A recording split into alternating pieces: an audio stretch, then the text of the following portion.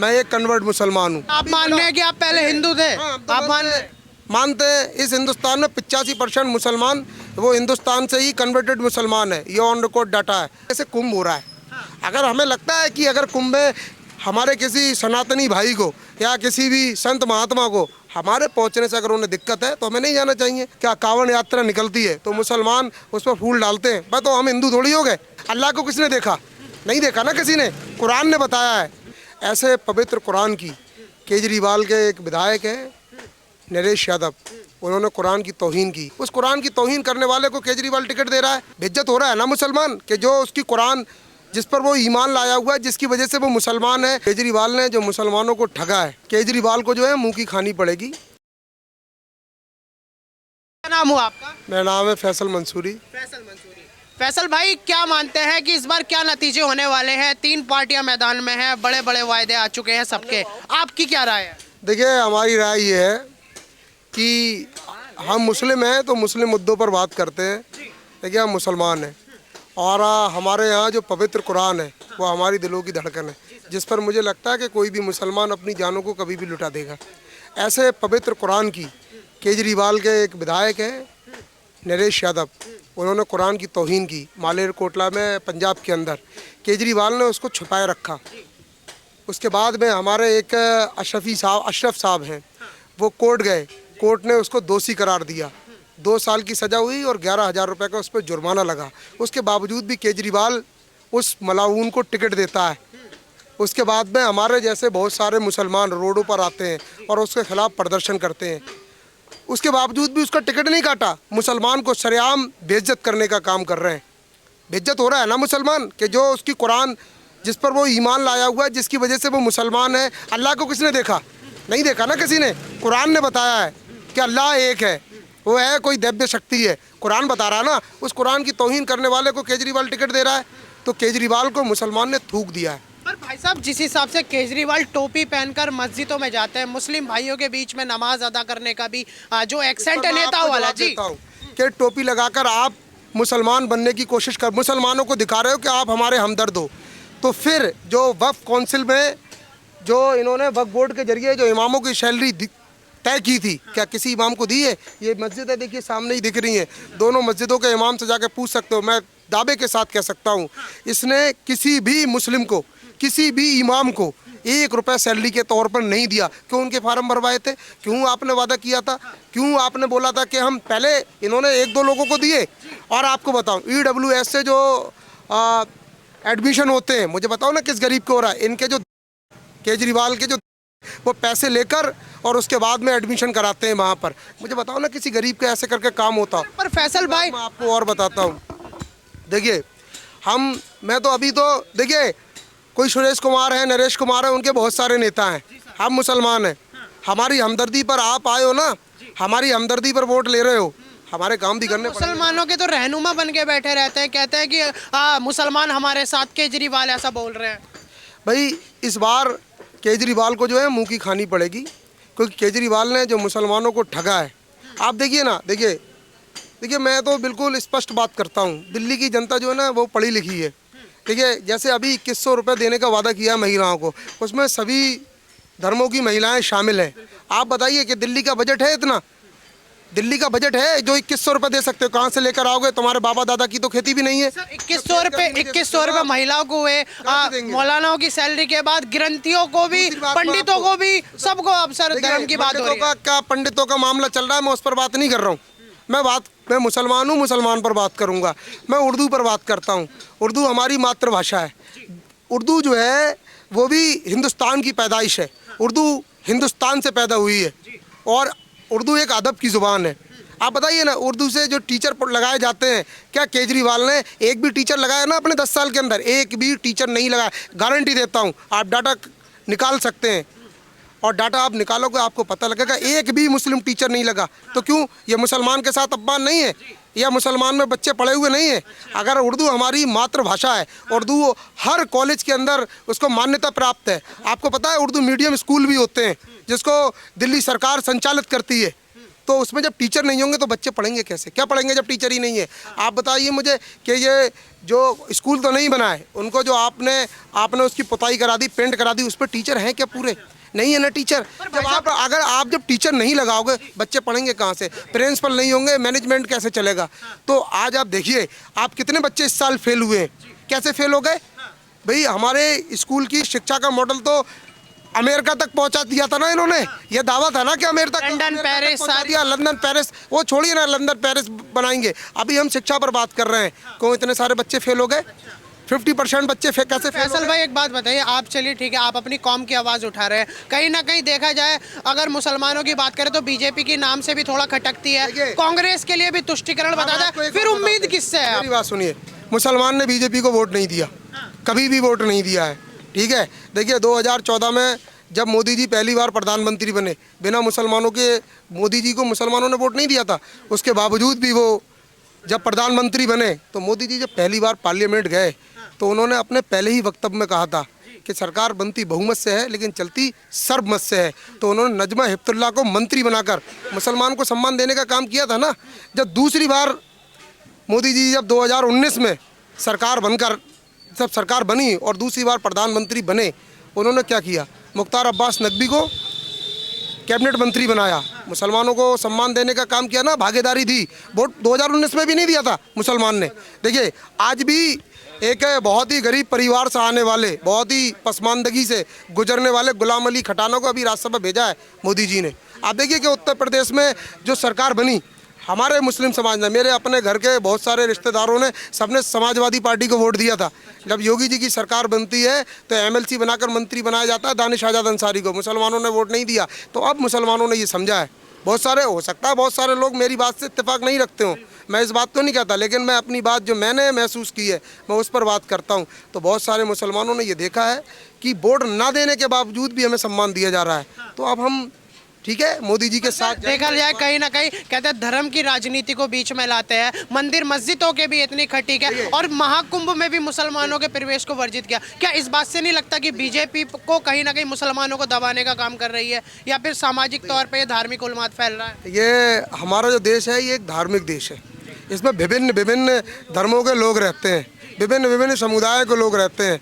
आपको पता है जैसे मैं मुसलमान हूँ, मैं एक कन्वर्ट मुसलमान हूँ, हाँ मैं मुसलमान हूँ, मैं कोई ईरान या लंदन पेरिस या सऊदी अरब से नहीं आया हूँ, मैं हिंदुस्तान का बाशिंदा हूँ। भाई हम कन्वर्टेड मुसलमान हैं, हमारी पूजा पद्धति बदली है पर हमारा आज भी रिवाज तो वही होते हैं जैसे हमारे यहाँ शादी होती है। आप मान रहे हैं कि आप पहले हिंदू थे? आप मानते हैं इस हिंदुस्तान में 85% मुसलमान वो हिंदुस्तान से ही कन्वर्टेड मुसलमान है, ये ऑन रिकॉर्ड डाटा है हिंदुस्तान का, समझ रहे हो। देखिए जैसे हमारी पूजा पद्धति बदल गई, जैसे मडा हमारे इस्लाम में नहीं होता लेकिन अभी हमारे यहाँ यही पड़ोस में यहाँ पर अभी मडे का खाना दिया गया था, देते हैं ना।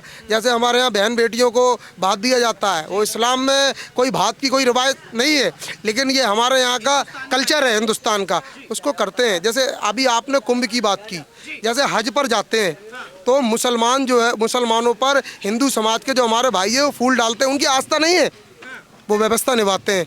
अभी प्रधानमंत्री जी ने ख्वाजा मोइनुद्दीन चिश्ती अजमेरी के यहाँ रहमतुल्लाह अलैह के यहाँ चादर भेजी है, तो प्रधानमंत्री जी मुसलमान नहीं है, उनकी आस्था मुसलमान नहीं है लेकिन वो देश के प्रधानमंत्री हैं। तो उन्होंने एक हिंदू भाई होने के नाते, एक पड़ोसी होने के नाते, एक संवैधानिक पद पर, सेकुलरिज्म की इज्जत रखते हुए, नहीं सेकुलरिज्म की बात नहीं हो रही है यहाँ। आप तो उसे ही बोलते हैं ना। मैं जो कह रहा हूँ ये गंगा जमुनी तहजीब है यहाँ बनी हुई है, वो हमारे एक हिंदू और दूसरा मुस्लिम दोनों एक भाई है, पड़ोसी भाई है, समझ रहे हैं। उन्होंने व्यवस्था निभाई है, व्यवस्था हिंदुस्तान की जो व्यवस्था है, प्रधानमंत्री के पद पर बैठकर उन्होंने हमारी आस्था का ख्याल रखते हुए उस व्यवस्था को निभाया है। बिल्कुल भी वो किसी तरीके से, वो मुसलमान थोड़ी है, उनकी आस्था थोड़ी है। ऐसे ही जैसे कुंभ हो रहा है, अगर हमें लगता है कि अगर कुंभ में हमारे किसी सनातनी भाई को या किसी भी संत महात्मा को हमारे पहुंचने से अगर उन्हें दिक्कत है तो हमें नहीं जाना चाहिए, हमारा कुछ काम ही नहीं है, हमारे यहाँ रिवाज ही नहीं है डुबकी लगाने का, हम अबर नहीं करते। जो मुस्लिम भाई रोजगार करना चाहते हैं उनके, समझिए बहुत सारे रोजगार हैं, ये देखिए ये सारे मुसलमानों का ही रोजगार है, ठीक है। यहाँ शाम को आना, आप यहाँ शाम को आप आना, मैं यहाँ दिखाऊंगा आपको बहुत सारे समुदाय के लोग, सभी समुदाय के लोग यहाँ पर आते हैं। ये एक तरीके का संगम बिहार का हब है खाने पीने के मामले में, हाँ नॉन वेज यहाँ होता है सब, ये चिकन विकन ये सब है, तो सारे लोग आते हैं, तो हम किसी को रोक नहीं सकते ना। लेकिन बेहतर ये है कि अगर हमारी वजह से कहीं दिक्कत पैदा हो सकती है तो हमें उस चीज़ से दूरी बनाकर रखनी चाहिए। आप लोग जैसे समझ सपोज करिए अभी वो क्या कांवड़ यात्रा निकलती है तो मुसलमान उस पर फूल डालते हैं, भाई तो हम हिंदू थोड़ी हो गए हैं। देखिए राजा राम जी, मर्यादा पुरुषोत्तम राम जी, वो कोई दैव्य शक्ति गुजरे हैं, करोड़ों लोग उनके अनुयायी हैं, मानने वाले हैं, है कि नहीं है? तो ऐसे पवित्र इंसान के लिए हम अपने मुंह से कोई शब्द क्यों बोलेंगे? सम्मान तो करना पड़ेगा ना, बड़े तो है ना हमारे। आस्था तो उनकी, बेशक हमारी आस्था हिंदू धर्म में नहीं है, मैं मुसलमान हूँ अल्हम्दुलिल्लाह, लेकिन इसका मतलब ये मेरे इस्लाम ने कतई मुझे ये इजाज़त नहीं दी है कि दूसरे पे छीटाकशी करो। हमारे यहाँ कहा गया है लकुम दीनुकुम वलिय दीन, हम अपने दीन पर सलामत रहें, अपने दीन को फॉलो करें और दूसरा दूसरे के दीन को फॉलो कर रहा है, हम उसका सम्मान करें, समझ रहे हैं? और उत्पादी लोगों की बात आती है, वो तो सभी तरफ होते हैं, वो तो आपकी तरफ भी बहुत सारे हैं, वो तो हमारी तरफ भी हैं। तो ये तो देखिए कोई दंगा या कोई फसाद होता है, ये एक काल्पनिक घटना होती है, इसके बारे में किसी को जानकारी नहीं होती, ये अचानक हो जाता है और फिर व्यवस्था और वो सब करना पड़ता है, उसमें समय लगता है। पर फैसल भाई, जिस हिसाब से आपने अपने जो शब्द बयां करे, उसके हिसाब से तो कहीं ना कहीं ऐसा लग रहा है कि परिवर्तन की लहर नजर आ रही है मुसलमानों की तरफ से। जनता पार्टी प्रचंड बहुमत के साथ सरकार बनाएगी। 8 तारीख को आप यहाँ आना, मैं आपको मिठाई खिलाऊंगा, बहुमत के साथ गारंटी देता हूँ, मेरा भविष्यवाणी है, इसको लिख कर ले जाइए आप। पूरी तरीके से सरकार बनेगी, और सरकार नहीं बने उसके बावजूद भी मिठाई खाने आ जाना, लेकिन मैं आपसे गारंटी देता हूँ, गारंटी के साथ बोल रहा हूँ। देखिए मुसलमान कुरान का अपमान बर्दाश्त नहीं करेगा, आप ये चीज़ समझ लीजिए। तो केजरीवाल ने जो कुरान का अपमान जो हुआ है, केजरीवाल के रहते हुआ है, और उसने उसको छुपाया है, अभी भी उसको निष्कासित क्यों नहीं करता केजरीवाल?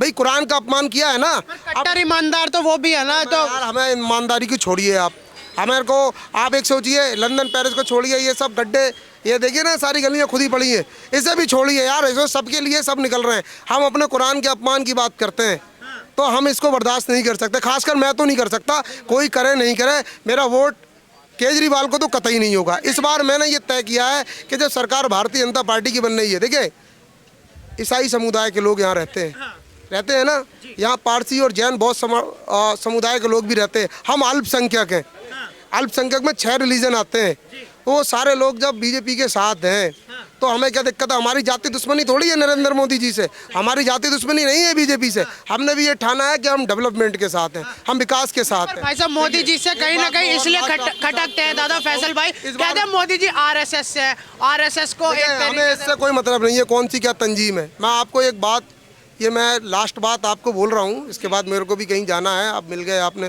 तो फिर मैंने अपनी बात आपके सामने दिल की बात रख दी।